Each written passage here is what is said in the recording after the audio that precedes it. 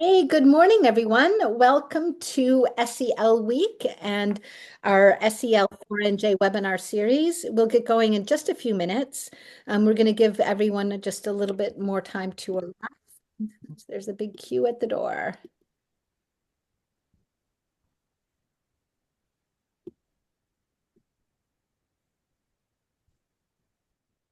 And while we're waiting for people to arrive, please feel free to introduce yourself in the chat if you would like.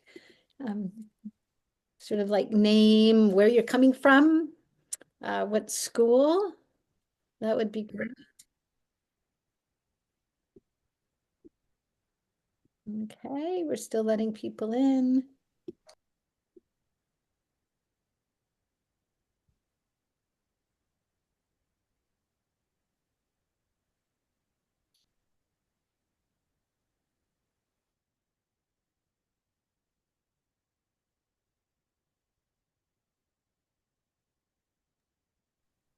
All right. Well, I think what we'll do is we'll get going. My name's Liz Hanson Warner, and I'm the president of SEL4NJ and one of the founding members. And I think what we will do is get going. I have just a few slides to share with you about SEL4NJ and SEL Week, and then we'll move right into our presentation today, which is why you are all here. So just to get going, I'll start to share my screen.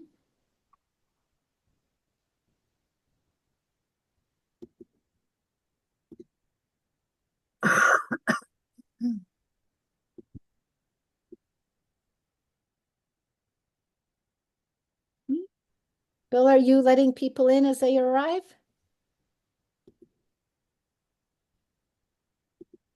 Great. Okay, can you see my screen, people? Yes? Okay, so as mentioned before, welcome to SEL Week and SEL4NJ. We're very excited to be able to provide to you 9 webinars throughout this week. All of the webinars will be available on our website as well. So we've been getting lots of requests for materials and the recordings. So just to answer that question right away. And so many of you are here because you have heard of SEL Day and just wanted to remind everyone that this year, SEL Day was on Monday, but it's been extended to SEL Week, which we feel is really exciting. And it also allows for a whole lot of more activities and different types of. But just to let you know that SEL Day is brought to you through bunch of people. It was originally thought up, the idea about 5, 6 years ago, an idea that came from Dave Adams at the Urban Assembly. And the Urban Assembly, in conjunction with SEL4 US, grabbed onto this idea. And we've made SEL Day an international effort through our partners at 6 Seconds. They came on board 2 years ago and have really extended and expanded the reach of SEL Day, where now we have participants from all 50 states, as well as, I believe, 60 or 70 countries, some huge number. So that's just great. We're still counting since we're still in SEL week. So just a little bit of background for the SEL4 US, which SEL4NJ is a state affiliate of. SEL4 US is a national network of state alliances. We span from coast to coast and from north to south. And we're very pleased to be able to be part of a network of those who are experts in the field of SEL, who believe in the importance of SEL, and who also are, just great advocates for SEL. So we learn a tremendous amount from being connected to all of these amazing people and efforts across the United States. And likewise, SEL4NJ was one of the founding members of SEL4 US. And so we hope that other states can learn from us as well. And it should be mentioned that we're just very proud in New Jersey of the work of our schools, of our Department of Ed, of all of you over the years. New Jersey can hold its head very high in terms of its support and focus on SEL. It should be mentioned, this number is actually 3,400 members. So we're different from most organizations in the sense that we don't believe in silos. We feel so much more is accomplished when people are talking and sharing and collaborating. So SEL4NJ is made up of schools and teachers, educators, district personnel, as well as the key associations and organizations who have a vested interest in education, SEL providers, and that's SEL very broadly defined, as well as community partners. And we are an all volunteer organization as well. This is kind of the goals of SEL for US and SEL for NJ. We want to build awareness. We want to connect people who are doing the work and really focus on best practice SEL implementation. And we really focus on integrated SEL. This is just a quick nod to how we broadly define SEL in terms of SEL 4NJ. We kind of use SEL 4NJ as an umbrella term that encompasses all of the below. So just want to make that kind of clear and clarify that is that we're not talking about SEL all on its own. We're talking about SEL in terms of how it integrates and is pervasive through all of this work. Um, you're here for SEL Day. It's a way to celebrate and highlight the great work going on in schools that we know is going on every day. It's just a really lovely, focused way of celebrating and highlighting it. And also, it's nice it's in March. Sometimes it's a lift for everyone to kind of share the love in March. Um, Huge success. And I have to say, New Jersey, since we're broadcasting from SEL4NJ, has always been an incredible leader in terms of sharing artifacts, in terms of hosting and facilitating webinars, in terms of the support from both the grassroots level in the schools and from the state. On Monday, the governor issued a proclamation proclaiming SEL week, day rather, and yesterday, the New Jersey State Board of Education issued a resolution proclaiming SEL Week. And we're so grateful to their support and the New Jersey DOE that has been really supportive of SEL and school climate for many, many years. And I am just about done. So it's not too late to still participate in SEL Day. There's nothing too small or too big to share. If you can, create a photo, a video, and hashtag SEL Day and hashtag SEL4NJ, and we'll help share the love and just kind of highlight the wonderful work going on in your school. So with that said, there are lots of resources on the selday.org website and encourage you to check that out. And so with that said, I'm going to stop sharing and I'm super, super happy and just, really honored to introduce our next speaker. Erica is part of the School Culture and Climate Initiative, which I'm also the co-founder and co-director of. Erica's been working with the initiative for many years now and has supported schools all over the state and also farther afield as well in terms of creating places where all can thrive. And in addition, Erica has also kind of carved out a couple of specialty areas. One is SEL coaching, which is just a great, great way of building capacity within your school and working with those individual teachers in your school to be the teacher leaders in the field of SEL. And also social media and AI and cell phones and all of that and the intersection with SEL. So we're super pleased to have Erica here. And I am at this point going to turn it over to Erica. Okay, thank you, Liz. I'm going to launch my presentation, so just bear with me. Mm, Okay, here we go. So, hi, good morning slash good afternoon, everyone. My name is Erica Brentan, and as Liz said, I'm a consultant for the Culture Climate Initiative. I want to say that I am not a social media expert, but I am an SEL expert, and I find myself often thinking and researching ways that SEL can support some of um, the consequences of social media on our kids. So, that being said, I just am going to share our introduction. as I just introduced myself, our agenda and our objectives. So today we're going to have some breakout rooms. I know a lot of you have your cameras off, which is fine. You're probably also doing work at the same time, but if you're able to turn on your camera for the breakout rooms, that would be fantastic. We want to know what you notice in your schools and really how social media is impacting your students. And so collaboration will be a really, really nice time during this workshop. And then I'm going to introduce a framework to you where we're going to look at different ways that you and different strategies you can use in your own schools. So the framework is called CARE, and it stands for connection, awareness, resilience, and empathy. And so we're going to go through all of those. I'm going to be doing a lot of talking, which sometimes I just don't like to do because I like to listen and hear your conversations more, but I'll do a bit of talking. And then I'll share some classroom discussion protocols, so ways to get students to connect with one another, and then we'll close out. And so my objectives during this time is that I hope that you have the opportunity to collaborate with your colleagues. And I hope that you have at least 1 to 3 strategies that you can take back to your own school communities. So that being said, let's move on to our next slide.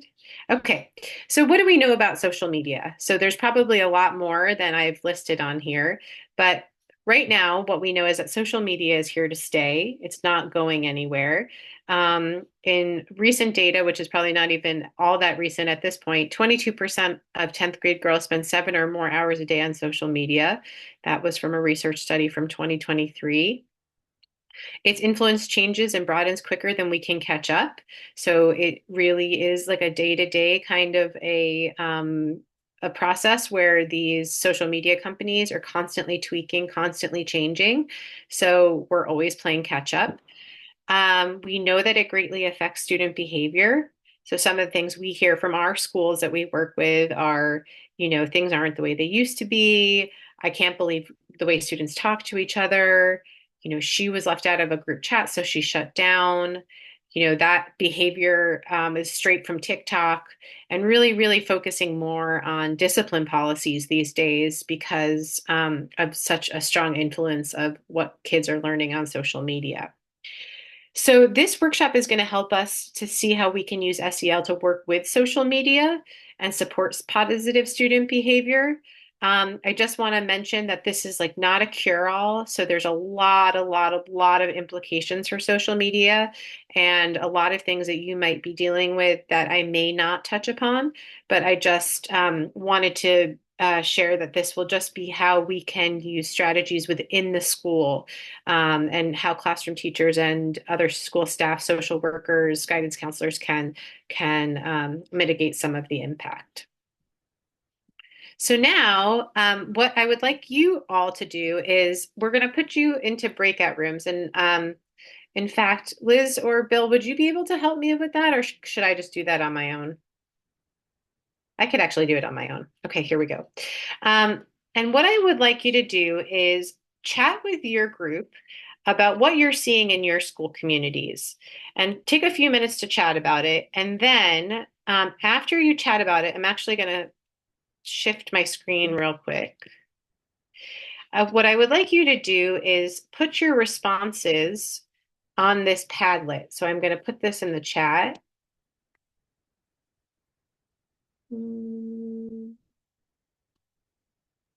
Okay, hold on 1 second. Sorry. I'm actually going to stop sharing for 1 moment. Put this Padlet link in the chat. Okay, so again, I'm going to put you into breakout rooms. You're going to chat with your group about what you're seeing in your school communities. And then what you're going to do is you're going to enter your responses on a Padlet, which is the link I just shared with you. And the way that you do that is you press in the bottom right-hand corner, you can press this little pencil and it'll pop up and you can write your response here. So maybe one of the ways that you're noticing is like student language is changing. So you would write student language and then you would press publish. And this is the way that we can all share and really we can all see what each other's responses are, and really we can be able to understand how social media is impacting our different school communities. So I'm going to put you into breakout rooms now. And then after you have your chat, just a reminder to please enter your responses on your Padlet. And if you have any questions, please pop out and let us know. Okay, here we go.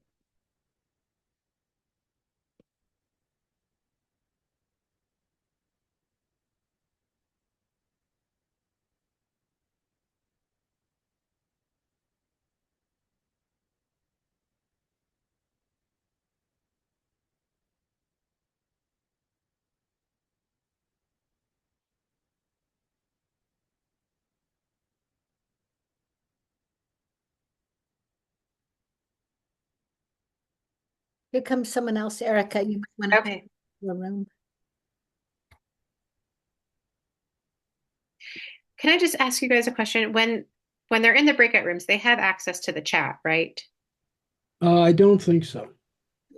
Yeah, it's a really good question. We don't think so, but sometimes there's a chat, but sometimes there's not. We Well, don't. So maybe I should do a broadcast message. That's if they get the There is, Padlet up on their screen, I think they can just enter their stuff and it'll appear. But I don't think that they can the full group chat isn't gonna be there in the okay, I Padlet. just did a broadcast. Yeah, Okay. And we can watch and see if something's come in, right? yeah, yeah. I've got it up on my screen Yes. so I can Yeah. see. Hey Trish. Yes.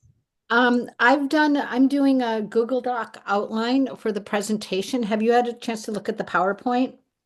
Oh, I didn't know you sent it. I've been looking for it. You Oh, sent last it? night I sent it at last night. Oh, I've been looking. Sorry. I'm gonna unmute, whatever. Mute. And I'm gonna make sure, yeah, I sent it last night.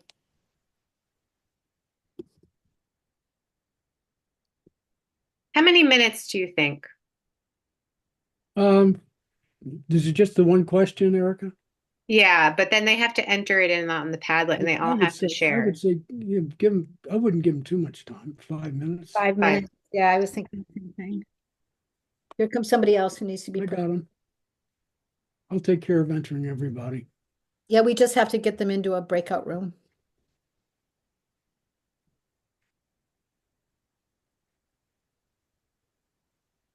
Okay, let's see. I'm going to assign K.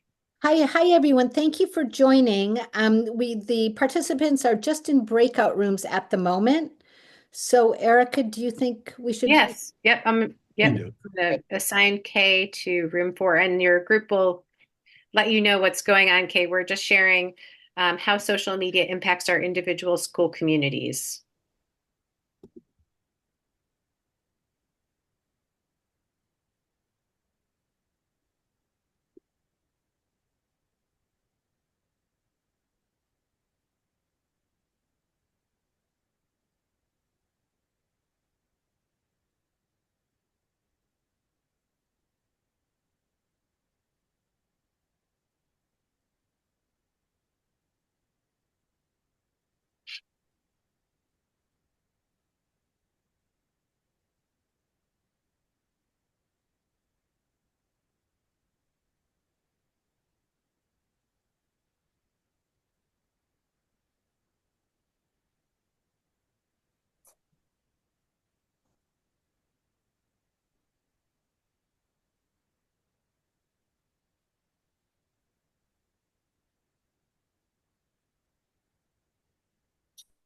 Sometimes the conversation is just very rich. Hmm. Erica, I got you here. Did you see all my Paramus emails? Yeah. Sorry, I have reached out to all the Paramus schools. Yeah, sorry about that. It's just No, been no, no. It's busy. okay. It's Trish. She's just Yeah, Trish is super. super busy, and then she's got elbow surgery coming up too. Okay. So I'm she, here, but I'm not here. yeah. So Trish, she was going to be out for like 2 weeks, Okay. being in the public. I mean, we could also do it in April. I mean, I know that's around spring But break, but there's that doesn't work for Trish. So anything after like after April 2nd for like 3 weeks doesn't work for Trish. okay. And then she's got that 1 week in March, which is the accreditation visit. Okay. The That's only thing I can say is I could be doing it via Zoom, but the surgery's on April 2nd, and I have 2 weeks of having my right arm in a soft cast, which Okay. means I'm all lefty. Uh, Yes. uh, but I could do it, so whatever that is, April 2nd to the 16th kind of thing is Okay. tough. But toward the end of that, I might be able to do it via Zoom if it's really a crunch. They come back with. okay. Look at there's lots of comments. Getting them. Impulsive need for immediate gratification. Yep. Kids are using TikTok at a young age. We got that the last time too. Why don't you send them a warning and send them a warning that we're Yeah, going you know what I'm gonna do? I'm gonna close all the rooms because then they have 1 minute, the 1 minute. Yeah, that works. but it hasn't been 5 minutes, so I was gonna wait one more minute.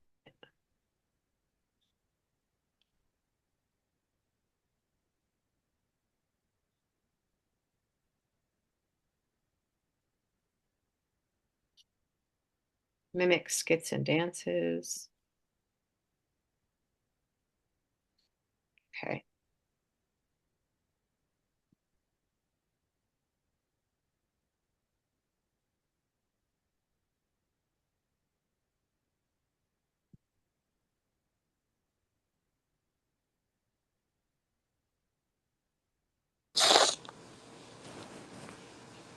Oh, Jen.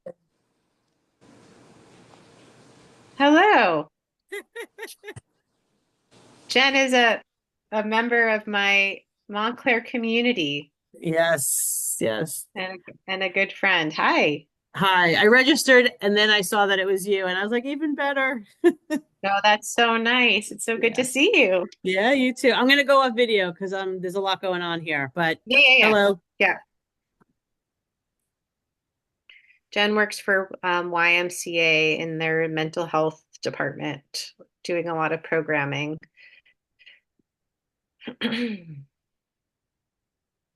That's really cool. Yeah, she's fantastic. Oh, here comes everybody. Hey, everyone, welcome back. Let's just wait for everyone to come back in.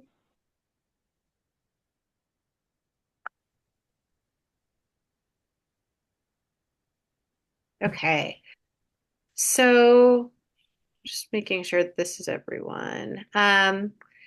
So let's take a look at our Padlet here. So we have, and then if anybody cares to share out while I'm reading it to sort of like further add some color to it, please feel free to do that. Um, so we have new social media sites that we're not aware of. There's a lot of mimicking of skits and dances. There's a lack of awareness about posting certain things on social media. We have a lack of attention in the classroom. Um, Kids are using TikTok at a very young age. We heard this the last time. Actually, there were some kindergarten teachers that were, their students were watching the same things. This is like a high school teacher. So really inappropriate content. Um, we have a lot about attention in the classroom, new vocabulary, pulling away from academics, um, actual versus perceived audience. That's a really important one. So really like just a very large range of consequences that are happening from attention to just inappropriate content to social skills to academics. Is there anybody who just cares to add some color to one of these or ask a question before I move on? But it seems like this is really a lot of overlap, but also very broad ranging. So thank you all for sharing your insights. And if there's anything that came up in your breakout rooms that you think would be worthy for a larger audience, please feel free to jump in. I am going to go back to my presentation here. Close this out. Okay. And now here's where I'm going to do a whole bunch of talking. Also, I just wanted to share that this PowerPoint will be available to you. I'm not sure when. Maybe Bill, that's a question for you, or Liz. Yeah, I did basically, hopefully by the end of the day, if not first thing in the Okay. morning. Okay, so you'll have all of this available to you. Yeah, and also, Um, Erica, one quick question. The responses on the Padlet, is that something that could be shared as well? Definitely. Yeah, Great. definitely. We'll share those out as well. Um, okay, so I've come up with a framework that you can consider using when thinking about structuring your interactions and groupings with your students, and it's called the CARE framework. And CARE stands for connection, awareness, resilience, and empathy.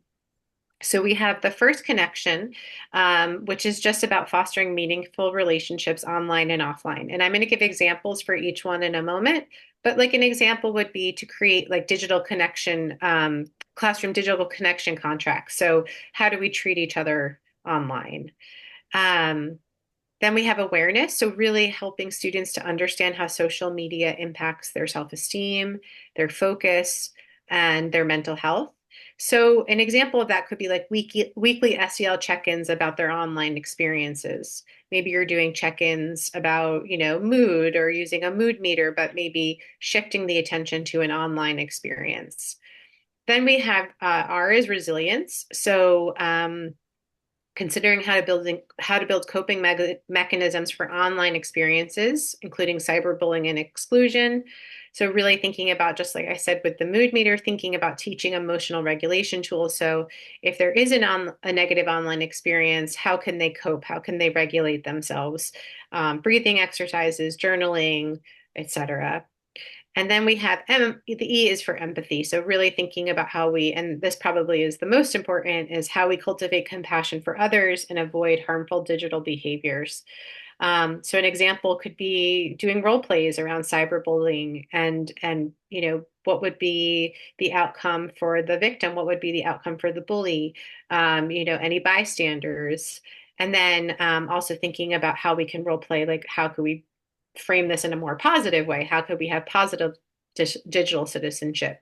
I'd say role playing for me is like one of the most effective ways. It can take a lot of time and it can feel like maybe the older kids don't want to do it. There's not as much buy-in, but I think you'll see the most reward for your efforts in role playing. So now and then I also wanted to say, if you have any questions, please feel free to enter them into the chat and we'll have maybe Liz or Bill could monitor some of the chat for us. So please make sure any questions or comments you can feel free to enter into the chat. Okay, so here's some ideas for connections. So really thinking about how we can foster meaningful relationships online and offline. So we have digital pen pals. Thinking about partnering students with peers from another class or maybe another school. Maybe you have middle school students who you could partner with an elementary school to exchange positive messages and discuss shared interests, focusing on respectful communication. So I've had a couple of folks in a previous workshop ask, like, how would you do that? How would you monitor that? Well, you could do it like over like a school platform, like a Google Doc or, some other kind of like school monitored system. But the idea would be that they would practice respectful communication, and you would be able to also be involved and also be able to monitor. Social media positivity challenges. So assigning students to create a week's worth of uplifting posts or mock posts, emphasizing kindness and inclusion.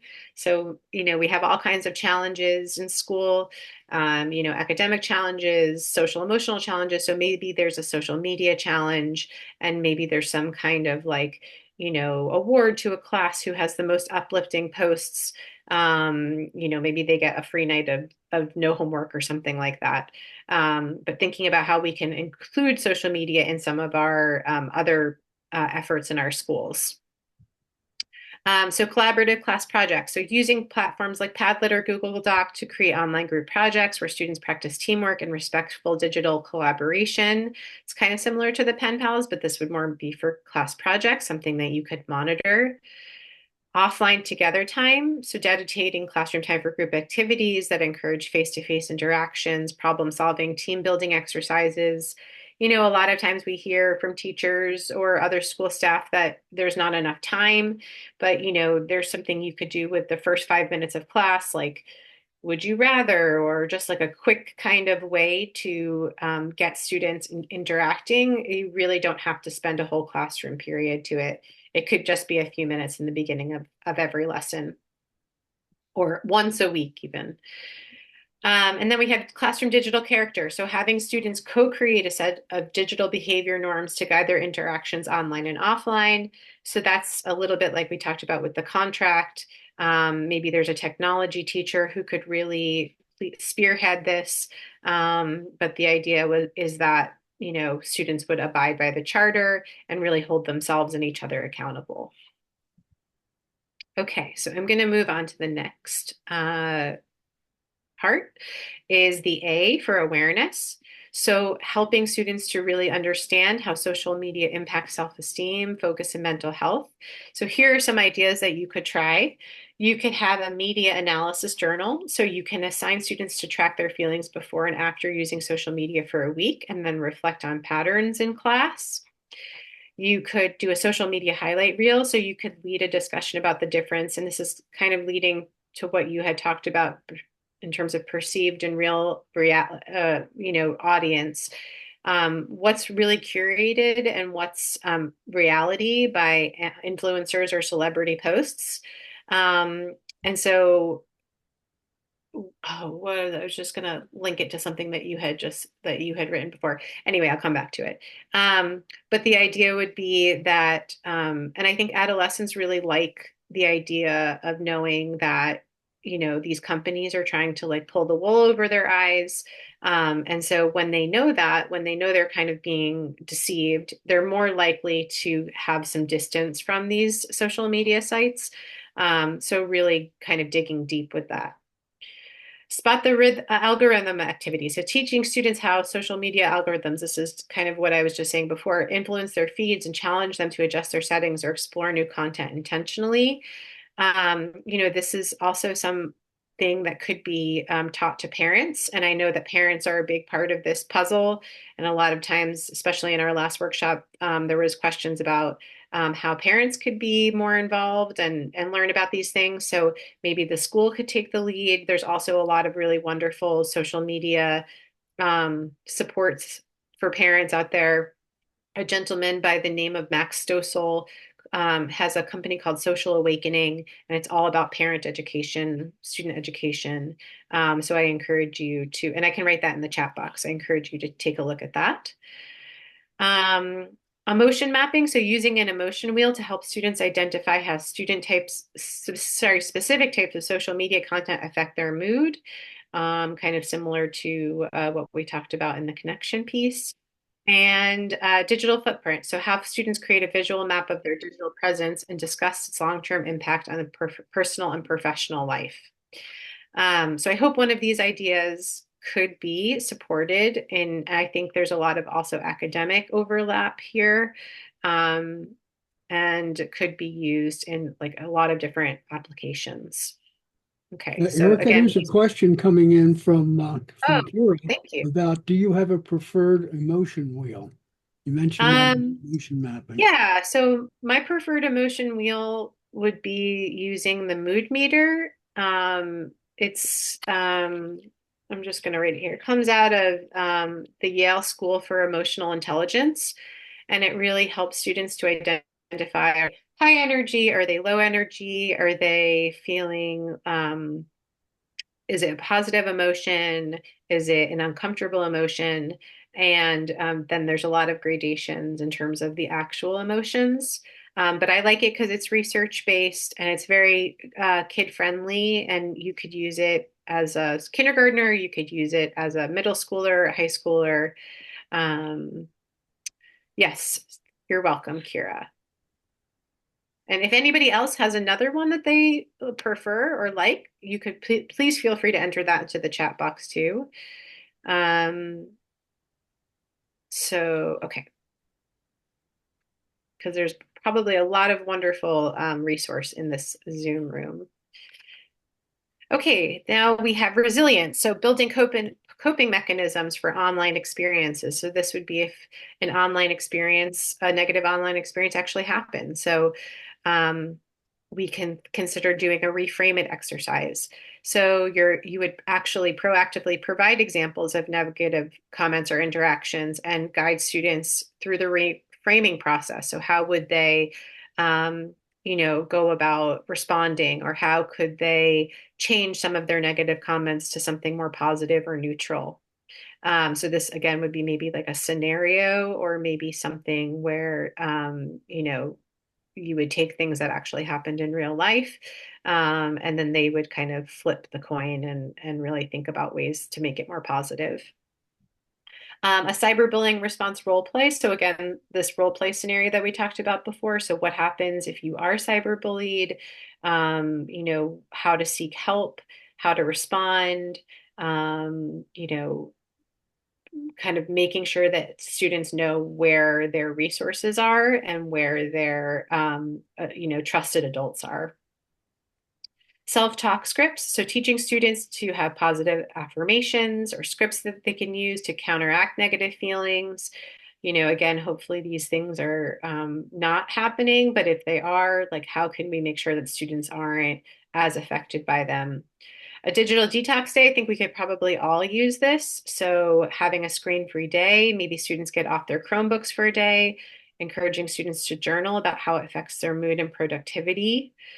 And support network max. So again, this idea of having trusted adults and peers that students can turn to if they do encounter an upsetting online experience. Okay, so I'm going to move on now to our final. Again, please feel free to take these and run with them. We will also provide you with this PowerPoint so you can have it at your fingertips. And finally, the last slide is really thinking about how we can develop empathy. And this, if we have empathy, a lot of these things will be mitigated. So how can we help students cultivate compassion for others and avoid harmful digital behaviors? So we could do empathy interviews. We can pair students to interview each other about their online experiences. What are their challenges? What are their positive moments? We can think about how to understand different perspectives. We can do something called acting it out. So again, this role playing or improv, what happens if there is cyberbullying exclusion, really getting students to put themselves in the shoes of both the cyberbullier and the victim, and how can we change the script, change the narrative. A kindness campaign, so creating a classroom or school-wide campaign to promote online comments and recognizing acts of digital kindness. So I think that schools do a great job of, highlighting honor roll, or highlighting students who have great attendance. So what if we created a kindness campaign and then there was a school-wide initiative where online comments and digital kindness was recognized? Maybe there's a month of digital kindness where students are honored and recognized for their efforts. Perspective taking activities, so assigning students to write a letter from the perspective of someone impacted by a hurtful comment or exclusion online. So again, that would be kind of in the role play scenario, but really thinking about what it's like in another person's shoes. And then this is, similar to the kindness campaign, digital citizenship awards. So recognizing students who demonstrate empathy and respect online, creating class awards, certificates. So really highlighting the positive actions that are coming out of students, and really focusing on the digital aspect of it, and how they're using social media in a positive way. So I'm just going to stop real quick for any comments or questions. And actually, on the next slide, and two slides actually, I'm going to ask you what you're doing to in your own schools to support positive behaviors around social media. I hope you can feel free to unmute yourself or put your your idea in the chat. But any questions so far?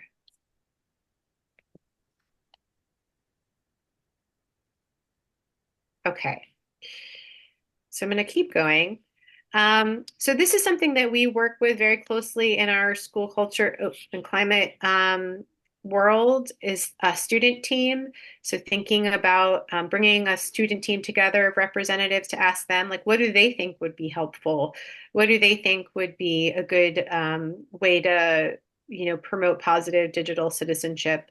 It could be a group of representatives, not necessarily your student council, but a team that really looks at how social media is impacting their school community. So we work closely with this, and we find that it's extremely powerful to have that kind of student voice. And then finally, just in considering how we can promote in IRL interactions, I've created a classroom discussion handout that will be also sent to you. I'm just going to share super quick, but uh, it has ideas for how you can group students and have them really talk to each other in academically focused ways, productive ways where they're getting those real life interactions, and then it will hopefully mitigate um, some of the harms that happen on social media. So we have Socratic seminars, fishbowl discussions, silent discussions, gallery walks where we put up posters on the walls, and we have students write to each other, or there's questions. So that could be silent as well, especially for our older students who may not be as comfortable. Spiderweb discussions, think, pair, share, the poster rotation group. So again, I'm not going to go through all of these just because I've been talking a lot, but this will be sent to you. And you could use this if you're not already using a classroom discussion protocol. You could use it to get students to have positive discussions with each other. Okay. Okay, so now I want to open it up to you and ask, what are you doing? And it looks like Amy Jo already put in the chat box, and please feel free to unmute yourself. Please feel free to put in the chat box. What are you doing to support positive student interactions that could mitigate social media harms or some of the negative impacts? So we have Amy Jo, who's starting trust circles through Leader in Me, which is a fantastic program. And thank you that you love all these ideas. I'm so glad. Amy, would you mind sharing what trust circles are? No, no problem. Thank you for all of this information. I think this is a great meeting. We're just starting to roll them out. So they will be student led, sort of really kind of all around, starting with a prompt and discussing things like social media. And Leader in Me has a really nice curriculum around it all. But we're actually going to start them. I do a mindfulness program through our electives, and we decided to roll it out there first, and then we'll also do it with some of our kind of student government groups as well. So Great, that's fantastic. thank you. Thank you for sharing that. And if anyone's interested in checking it out, it looks like it's through Leader in Me. And Kathy, thank you for sharing. You're appreciating all the info and discussion. That's fantastic. If there's anybody else who has any other ideas, we'd love to hear from you. You're doing the work on the ground.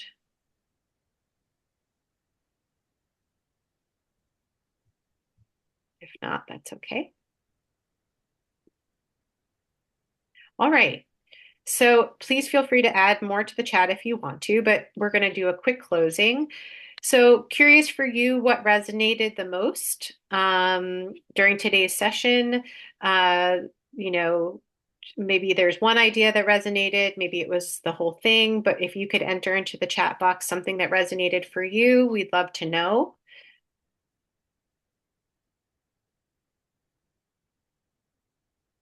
That will help us to plan for future workshops and also just to understand how our information is being digested. Impact of social media on SEL. Yep. Empathy, Lynn, thank you. Tracy, thanks. Loved all the resources. That's great. Lots of common issues around it. Absolutely.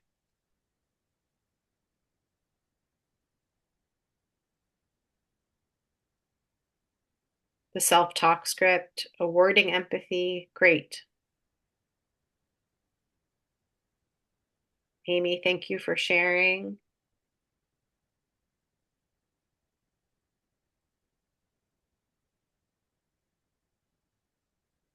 Okay, fantastic. Well, it seems like a lot of these were really helpful to folks, so I love that.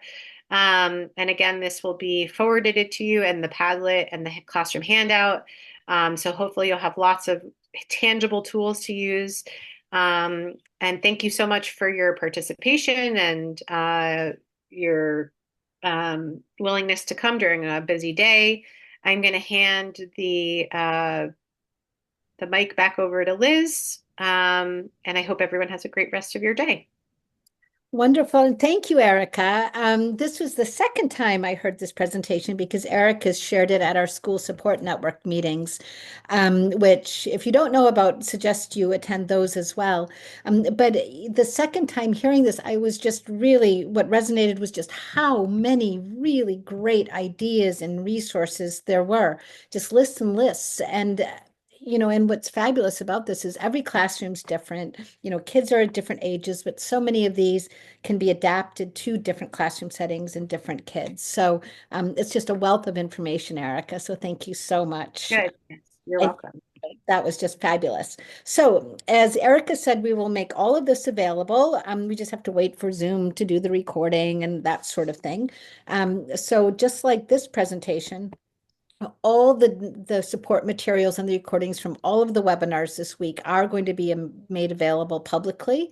So we suggest you check out our website, SEL4NJ, and we'll also be sending a complete email at the end of it sometime next week that has the resources for all of the sessions, links to them.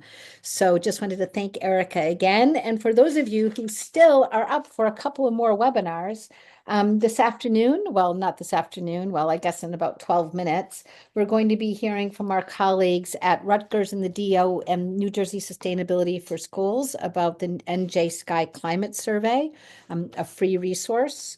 We're also going to tomorrow, for those of you, this is actually just great.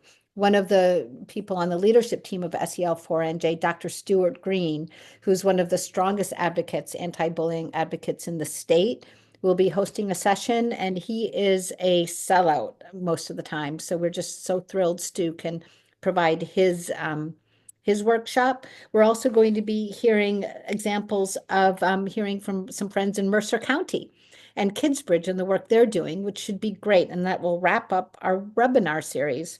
So we have a couple more webinars to go. They're all going to be great, and we enjoy you to sign up. And if you can't, then access the recordings later. Just so you know, yesterday we had one on AI that was just fabulous. On Tuesday, we heard from the fabulous work around character that's being held in Denville and at Woodmont School. So there's lots of great stuff out there. And thank you so much for enjoying, joining us today. And yay, SEL Week.